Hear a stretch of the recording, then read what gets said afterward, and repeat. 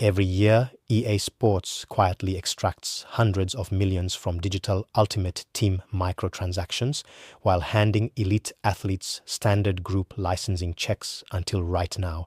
Shedeur just shattered the entire sports gaming matrix by threatening to withhold his player rights unless EA hands over a custom cut of his digital revenue. If the publisher caves to his high-stakes ultimatum, stars like Patrick Mahomes and Lamar Jackson will immediately tear up their group contracts. If EA refuses, they face launching their flagship title without the single most lucrative digital draw in virtual football. This isn't just a contract negotiation, it's an existential war that could permanently dismantle the multi-billion-dollar sports gaming business model. Behind the vibrant, hyper-realistic graphics of modern sports video games lies a digital goldmine that has quietly transformed the economic landscape of interactive entertainment. For decades, sports titles were defined by a simple consumer transaction. A fan walked into a retail store, paid $60 for a physical disc, and played the game for the rest of the year. That model, while profitable, had an absolute ceiling. A publisher could only sell as many units as there were consoles on the market. But the rise of broadband internet, live service gaming architecture, and microtransactions completely obliterated that traditional ceiling, replacing it with an infinite revenue engine driven by digital collectibles.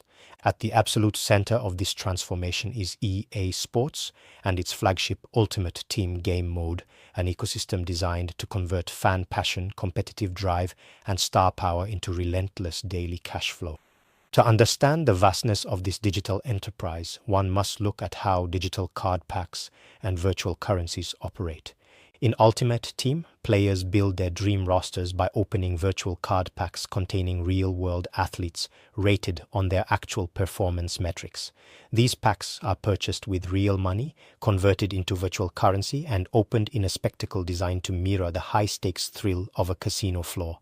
Packs flash with golden lights, dramatic music swells, and rare player cards drop onto the screen with fanfare. Gamers chase the highest-rated versions of their favorite superstars, spending hundreds, sometimes thousands of dollars every single season just to keep their virtual teams competitive. A single ultra-rare card featuring an elite quarterback can drive millions of dollars in pack openings within a 24-hour window. This is no longer just a video game company making software, it is a digital economy where virtual scarcity generates real-world fortunes, turning digital cards, jersey microtransactions, and custom avatar skins into a business that yields hundreds of millions of dollars in net profit for gaming studios every single fiscal quarter. Yet, despite this astronomical financial yield, the compensation structure for the human beings who make these virtual cards valuable has remained stuck in a legacy framework. Traditionally, professional athletes are compensated through group licensing agreements negotiated by their respective players' associations, such as the NFLPA. Under these collective arrangements, the total pool of licensing money paid by a video game developer is divided equally among all active players on a league roster.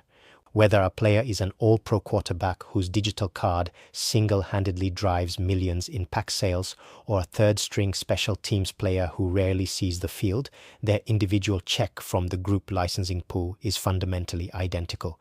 The group licensing agreement was built on the principle of solidarity, ensuring that every player gets a baseline payout for the use of their name, image, and likeness in a mass-market product. For generations, athletes accepted this equal split framework without major resistance. In the era of physical discs, it made sense. No single player could plausibly prove precisely how many physical copies of a game were sold exclusively because of their presence on the roster. But in the era of big data, live metrics, and real-time microtransaction analytics, that anonymity has vanished. Gaming studios track every single click, purchase, trade, and microtransaction down to the exact millisecond. EA Sports knows precisely how many dollars were spent on card packs, specifically to pull a top-tier player card down to the fraction of a cent. This transparency has created an unprecedented tension between individual value creation and collective compensation. Modern athletes are no longer just passive subjects of a video game. They are digital media brands with massive personal followings that directly translate into digital commerce. When a marquee star steps onto the field, their real-world cultural clout immediately dictates the virtual economy, driving engagement, social media trends, and in-game spending. The current digital goldmine was built on the backs of these cultural titans, yet the legal and financial frameworks governing their digital rights have remained rigid and collective. As the revenues generated by microtransactions continue to eclipse traditional game sales, the disconnect between the value an elite star generates and the standardized check they receive has grown into a massive fault line, one that was bound to trigger an explosive confrontation the moment a star athlete decided to challenge the rules of the digital goldmine. When Shedeur Sanders entered the professional ranks, he brought with him something entirely unprecedented in the history of the NFL draft: a pre-built, multi-million-dollar digital enterprise and an army of hyper-engaged fans who followed his every move across social media and virtual platforms. While most rookies step into the league hoping to build their personal brands, Shedeur arrived as an established cultural phenomenon whose commercial clout had already been battle-tested in the NIL era. When EA Sports integrated him into the Madden ecosystem, the impact on the game's digital marketplace was immediate, violent, and unprecedented. His virtual player card didn't just perform well, it completely reshaped the landscape of Madden Ultimate Team, MUT, shattering previous engagement metrics and establishing him as the top merchandise and digital draw in the entire sports gaming ecosystem. In the high-velocity world of Madden Ultimate Team, player popularity is measured in real-time trade volume, pack opening frequency, and secondary market value. The moment Shedeur's card went live, the game's servers experienced a massive surge as millions of users rushed to pool, buy, or trade for his digital avatar. Gamers weren't just buying a quarterback with impressive virtual stats, they were purchasing a cultural icon whose real-world persona translated seamlessly into virtual dominance. His signature celebrations, custom gear setups, and distinct playing style became instant must-haves for competitive players and casual fans alike. Within weeks, analytics surrounding MUT revealed a staggering reality. Shedeur's card had become the single most traded asset in the virtual sports economy, generating engagement numbers that surpassed even the most decorated veteran superstars in the league. This digital fervor translated directly into astronomical revenues for the gaming giant. Microtransaction receipts tied to special card drops, limited edition promotional packs, and exclusive digital apparel bearing his personal brand, markers generated millions of dollars in direct, trackable revenue. In the language of modern digital commerce, Shedeur was not merely a participant in the game, he was a primary driver of the entire platform's quarterly yield. Reports evaluating the financial weight of his digital footprint highlighted a record-shattering presence, positioning his digital rights as a powerhouse asset valued in the realm of tens of millions of dollars. He had effectively demonstrated that a single, hyper-popular athlete could generate a disproportionate share of the total revenue created by a mass-market video game franchise. Yet, as these record-breaking numbers flashed across corporate balance sheets, the fundamental paradox of the group licensing framework became painfully obvious. Under the standard NFLPA agreement, the vast wealth generated by the sudden surge in MUT pack sales was poured into a single centralized pot to be divided equally among thousands of active players. The system treated the primary catalyst of this multi-million-dollar windfall exactly the same as a practice squad lineman who had never taken a snap. Every time a fan spent $20 on a card pack specifically hunting for Shedeur's card, the majority of the profit was retained by the publisher, while the athlete's personal compensation remained capped by a standardized, one-size-fits-all formula. For an athlete raised in the modern era of brand ownership and digital rights management, this dynamic was fundamentally unacceptable. Shedeur and his team had meticulous access to the same analytics that EA Sports used to project their quarterly earnings.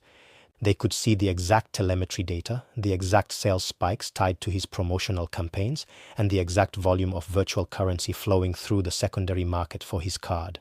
The numbers told an unquestionable story. Shedeur Sanders was actively subsidizing the rest of the league's digital payouts through his individual draw power. The $17.7 million precedent wasn't just a statistical victory, it was a smoking gun that proved the traditional group licensing model was grossly undervaluing the industry's premier digital movers. The stage was set for a collision as the sheer weight of his digital dominance proved that the rules of sports gaming monetization were built on an illusion of equal value that no longer existed. Armed with hard metrics and an acute awareness of his digital market value, Shedeur Sanders and his legal representatives made a calculated decision to challenge the status quo. The fundamental premise was as bold as it was legally complex. Why should an athlete whose individual brand drives a massive share of total microtransaction sales accept a standardized equal split group licensing check? The math simply no longer made sense. Shedeur's team recognized that the traditional group licensing framework, while ideal for the average player, acted as a financial ceiling for megastars who generated real-world digital commerce. Armed with back-end telemetry and undeniable market demand, they initiated an unprecedented standoff with EA Sports and the NFLPA, effectively demanding a complete restructuring of how digital image rights are monetized in modern sports titles. The conflict centered on the stark contrast between collective bargaining structures and individual intellectual property rights. Under standard group licensing arrangements, players opt into a blanket contract that grants publishers the right to use their likeness, name, and attributes across all digital modes in exchange for a uniform royalty fee. But Shedeur's camp began probing the legal loopholes within this framework. They drew a sharp line between basic roster representation, simply having a player's name and face on a virtual depth chart, and active individual promotional rights utilized in monetized live service ecosystems like Madden Ultimate Team. While basic inclusion might fall under group licensing standards, featured digital cards, custom avatar skins, signature gear drops, and high-frequency promotional campaigns relied on an athlete's distinct individual brand power. Shedeur's legal team argued that these high-margin microtransactions went far beyond basic roster inclusion, effectively constituting bespoke individual endorsements that demanded custom revenue-sharing arrangements. The proposal sent shockwaves through the corporate offices of both EA Sports and the Players Association. Shedeur's team presented a stark ultimatum: grant him a custom percentage-based royalty on all microtransactions directly tied to his digital assets, or prepare to launch future titles without his individual promotional rights. His representatives explored withholding consent for his specific likeness in specialized game modes, signature animations, and exclusive promotional collateral. Under this scenario, EA Sports would technically still have the right to include him on a basic team roster, but they would be legally prohibited from marketing his individual brand, creating high-tier collectible cards around him, or utilizing his distinct celebrations and likeness in revenue-generating microtransactions. For EA Sports, this demand represented an existential nightmare. The entire financial architecture of Ultimate Team relies on being able to freely feature, upgrade, and monetize top-tier superstars in real time as the football season unfolds.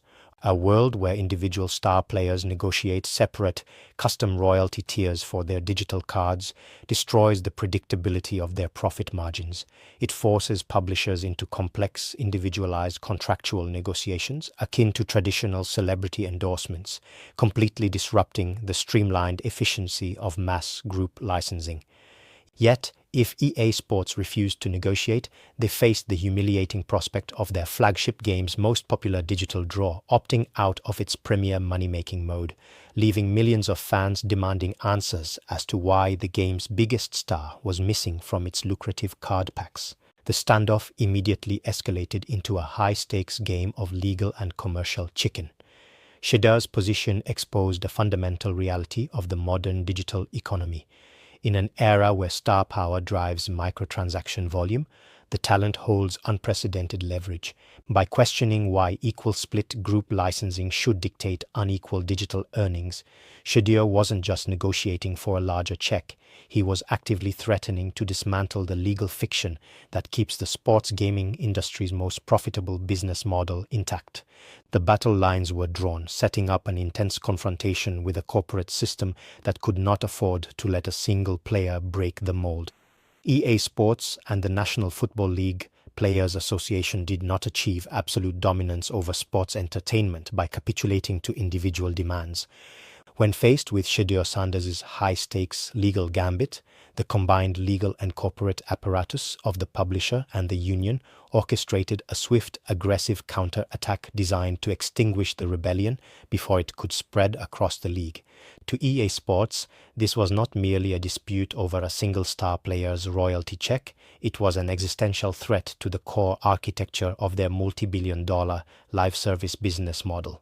The foundational pillar of Madden Ultimate Team rests upon universal, non-negotiable participation through collective bargaining. If EA Sports yielded to Shedeur's demands for custom microtransaction percentages, the precedent would instantly detonate the entire group licensing structure. The immediate fear echoing through executive boardrooms was the domino effect. If a rookie quarterback could leverage his digital popularity to extract a bespoke cut of card pack revenues, established league icons like Patrick Mahomes, Lamar Jackson, and Justin Jefferson would inevitably follow suit. Franchise quarterbacks and superstar skill players who drive the majority of engagement would immediately instruct their agents to tear up standard group licensing agreements. They would demand individualized, tiered royalty models proportional to their exact microtransaction sales data. Such a shift would fragment the digital marketplace, turning every roster update and card drop into a bureaucratic nightmare of individual revenue splits, legal negotiations, and shrinking profit margins. To counter Shedeur's leverage, the NFLPA stepped forward as EA Sports' most formidable ally. While unions traditionally exist to protect individual workers, the NFLPA's commercial arm relies entirely on the structural integrity of group licensing to fund player health initiatives, post-career benefits, and baseline royalties for all 2,000 active members. A world where individual stars keep their private digital profits starves the collective union pool, leaving lower-tier roster players with virtually nothing. Recognizing that Shedeur's stance threatened the union's primary revenue engine, the NFLPA mobilized its legal forces to remind player reps and agency executives of the binding obligations within collective bargaining agreements. The league and EA Sports initiated a coordinated pressure campaign. Their legal teams highlighted strict contractual clauses that tie standard roster inclusion, marketing rights, and group licensing privileges together. EA Sports subtly demonstrated its leverage by preparing contingency marketing plans that could completely freeze Shedeur out of featured live service events, promotional campaigns, and high-tier Ultimate Team releases. By refusing to create specialized content for a player who refused standard terms, the publisher sent a clear signal. Individual popularity only translates to enterprise wealth if the publisher chooses to build the digital stage. Furthermore, corporate leadership began courting veteran union leadership to reinforce player solidarity. They framed Shedeur's demands as an ego-driven attempt to dismantle a system that protects the financial well-being of the entire union for personal gain. By weaponizing the union's collective ethos against individual commercial power, EA Sports and the NFLPA presented a united front. They made it unequivocally clear that no single player, regardless of their social media following or digital market value, was bigger than the machine that powers modern sports gaming. The collision between Shedeur Sanders, EA Sports, and the NFLPA is far more than a temporary contractual standoff over a single edition of Madden. It is a seismic warning shot fired directly across the bow of the entire sports entertainment complex. What unfolded in executive boardrooms was the inevitable climax of a shift that began years earlier in college football. Shedeur represents the first true native of the name, image, and likeness (NIL) era to enter professional sports, an athlete whose commercial instincts were forged not in traditional endorsement deals, but in managing a personal digital enterprise before ever taking a professional snap. For this new generation of stars, an athlete is no longer merely a physical performer who leases their likeness out to third-party corporations. They are self-contained media conglomerates who understand the exact byte-level telemetry of their individual market value. This shift in perspective fundamentally disrupts how sports video games are conceived, built, and monetized. For decades, major publishers operated under the assumption that the game itself was the ultimate attraction and that players were interchangeable assets within a broader licensed ecosystem. But the modern creator economy has inverted that dynamic completely. Today's young fans follow individual athletes across social platforms, digital streams, and custom brand activations long before they pledge allegiance to a specific corporate franchise or video game series. When a player commands a massive, hyper-loyal audience, their presence in a game isn't just a feature, it is the primary catalyst, driving engagement and microtransaction revenue. Shedeur's calculated defiance proved that when an athlete holds the keys to their own digital traffic, forcing them into a standardized, equal split group licensing bucket is no longer a viable business strategy. The ripples of this standoff are already extending far beyond American football. Gaming giants across global sports, from soccer and basketball to fighting games and combat sports, are being forced to re-examine their licensing architecture. Modern athletes are watching how this precedent plays out, taking notes on back-end analytics, telemetry data, and custom revenue sharing clauses. The era when a publisher could hide behind opaque microtransaction sales reports while handing out identical group licensing checks is effectively over. Future contract negotiations across all major leagues will increasingly feature specialized clauses separating basic roster rights from high-margin digital collectible assets, forcing publishers to account for individual player draw power in their financial projections. Ultimately, Shedeur didn't just challenge EA Sports. He exposed the cracks in a multi-billion-dollar business model that relied on legacy union structures to monetize modern digital identities. By treating his digital presence as a non-negotiable asset rather than a passive byproduct of his playing career, he established a roadmap for the future of sports media. As interactive technology continues to blur the line between real-world athletics and virtual entertainment, publishers will no longer be able to dictate the terms of digital rights. The message to the industry is unmistakable. Modern athletes know exactly what their digital pixels are worth, and they are no longer willing to leave their fortunes in the hands of the machine.